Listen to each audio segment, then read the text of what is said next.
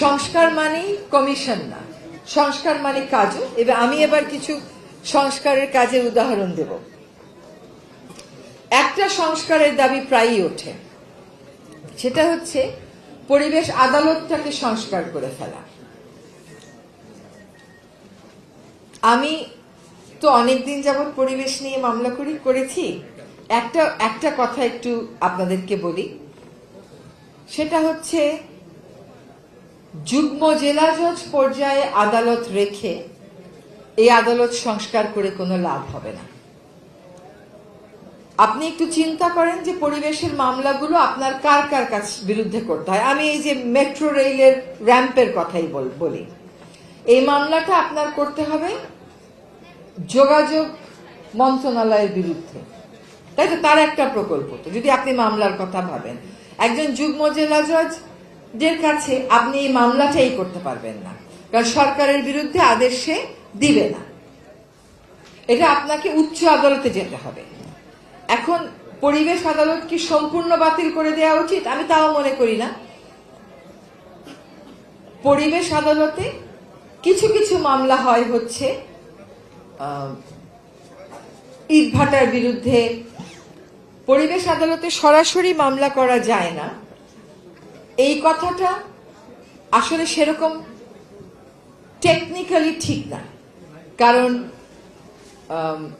যদি আদালত দেখেন যে প্রাইমা ফেসি একটা কেস আছে, আদালত সেটা নিতে পারেন। কিন্তু আমার কথা হচ্ছে যুগ্ম জেলা জজ আদালত পরিবেশের মাত্র কয়েকটা বিষয়ে সে দেখতে পারবে। পরিবেশ তো অনেক ব্যাপক বিষয়। আমাকে দেখলেই কেন বর্জ্য ব্যবস্থাপনার কথা বলেন? কারণ ওটার মধ্যে পরিবেশ আছে, কিন্তু বর্জ্য ব্যবস্থাপনা তো আমার মন্ত্রণালয়ের আওতাভুক্ত না। আমাকে যদি বলেন যে আপনার কাঁচা বাজারগুলোতে তো এখনো পলিথিন চলছে, আমি যদি আপনাকে বলি সুপার শপিং মলে তো পলিথিনটা বন্ধ হয়েছে, সেটাও দিয়ে শুরু করেন। সুপার শপিং মলেও তো মানুষ মাছ কিনে, মাংস কিনে, তারা যদি পলিথিন না নিয়ে অন্য ব্যাগে মাছ মাংস নিয়ে যায়, তাহলে কাঁচা বাজারে সেটা কেন একটা সমস্যা হবে? এটা কোনো সমস্যা না। কিন্তু কথা হচ্ছে আপনি কি এবার হাত তুলবেন? বাজারে যাওয়ার সময় বাসার থেকে পাটের ব্যাগটা নিয়ে যান কয়জনে? হাত তোলেন দেখি, দেখেন কয়জন মানুষ আছেন আর কয়জন হাত তোলেন। নেন না তো, নেন না। পাটের ব্যাগ কেন পাবেন না? আপনার বাসায় গত মাসে 5 কেজি চাল কিনেন নাই একটা প্যাকেটে, সে ব্যাগটা কি করছেন? ফেলে দিছেন? এটা তো ঠিক কথা হলো না যে নাই। আপনার বাসায় পুরনো কাপড় নাই, ফেলে দেন না সেগুলো দিয়ে নিজে একটা ব্যাগ বানিয়ে নেওয়া যায় না? সামাজিক দায়বদ্ধতার জায়গা থেকে আপনি কথা বলবেন না, খালি আমাকে মুখোমুখি করবেন দায়বদ্ধতার। এইটা কি দেশ পরিবর্তনের লক্ষণ হলো? এটা তো দেশ পরিবর্তনের লক্ষণ হলো না। একটা সরকার সব ফিক্স করে দিতে পারে?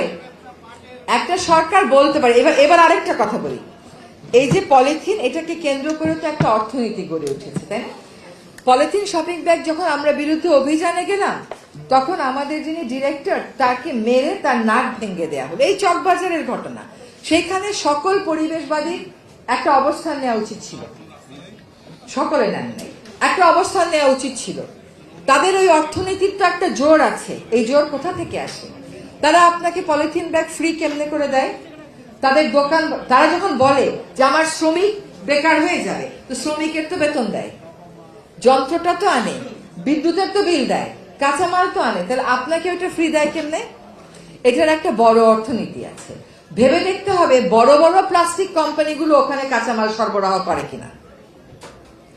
এই যে 2002 সালের একটা আইন বাস্তবায়নই হলো না, সরকার সেটা বাস্তবায়নের উদ্যোগ নিয়ে সুপার শপিং মলে কিন্তু বন্ধ করতে পেরেছে।